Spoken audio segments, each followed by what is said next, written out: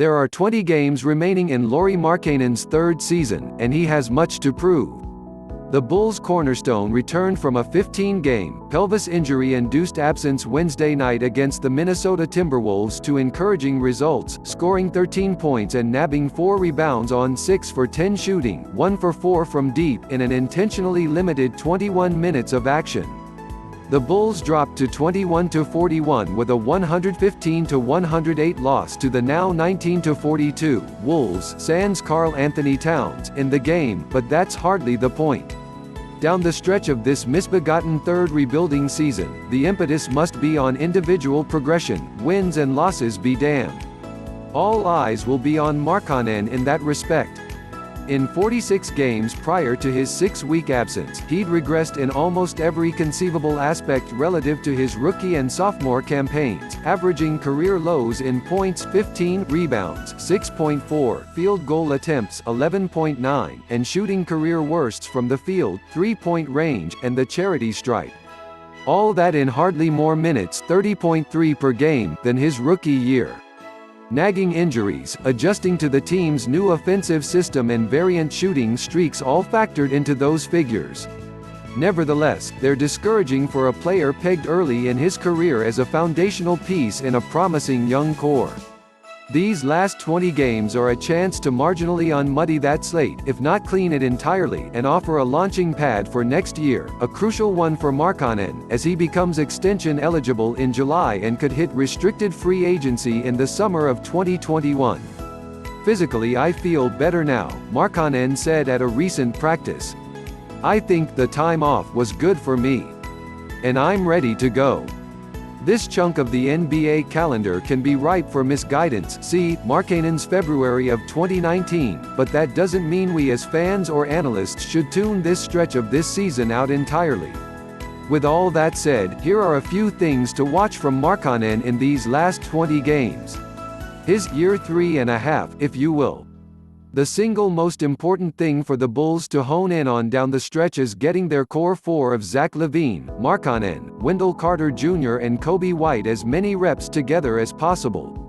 But even as dinged-up guys trickle back into the rotation, this remains a tricky proposition. LaVine has missed the team's past 2 games with a quad strain and estimated on Tuesday he'd miss about a week. Carter's minutes total increased for the 3rd game in a row against Minnesota, but he still doesn't look himself, conditioning-wise or moving on his previously sprained right ankle. Markkanen began on a minutes restriction that will likely persist for his first few games back. 20 games is a tight time frame for the Bulls to get all their ducks healthy and in a line.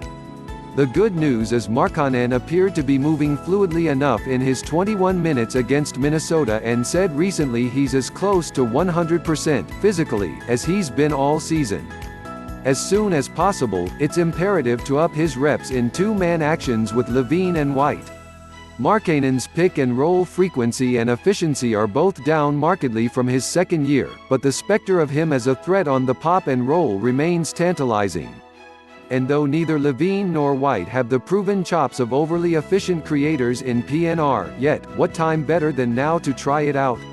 According to Cleaning the Glass, the aforementioned core 4 have shared the court for only 254 possessions this season. Much of that has to do with White coming off the bench, which isn't changing. Add Otto Porter Jr. to make it a 5-man grouping, and that number dips to just 5 possessions. That sample size must grow down the stretch, and it will be important to watch how Markkanen meshes, given the expectation of him blossoming into a secondary scorer to pair with LaVine in the long term. Many have criticized the Bulls' new look, mid-range averse, 3-point laden offensive system as restrictive to Markkanen. There's some truth in that, though some blame lies with Markkanen as well. Whatever blend of accountability you choose to dole out, the result is a tendency profile more indicative of a deferential, spot-up specialist than the agile, multi-faceted unicorn Markkanen has flashed the ability to be in the past.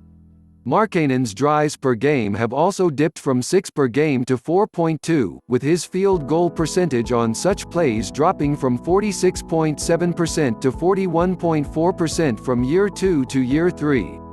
That 4.2 drives per game mark sandwiches him between Frank Ntilikina and Seth Curry in NBA.com's database. And famously, 53.2% of Markkanen's shots have come from three-point range this season, by far the highest of his career. Ideally, that part of his game would be complementary, especially given the adverse effects playing off ball and away from the rim for long stretches can have on morale. That's why his first game back should be so encouraging. 4 of Markkanen's 10 attempts were three-pointers, and he made just one, yet he was still able to stay engaged and impact the game offensively by staying on the move and attacking mismatches.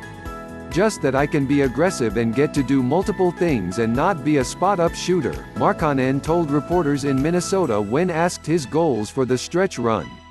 But of course, everything enumerated above is moot if the consistent opportunity isn't presented for, and seized by, Markkanen. As mentioned, Markkanen is currently averaging just 0.4 minutes more than his rookie season, and 2.2 less than his second, and his usage rate is at a career low of 21.2%. Raw minutes totals won't be worth evaluating in the immediate future, given that Markkanen will be on a restriction until further notice. But the manner in which he's deployed game to game will be worth watching. Who is Markkanen on the floor with?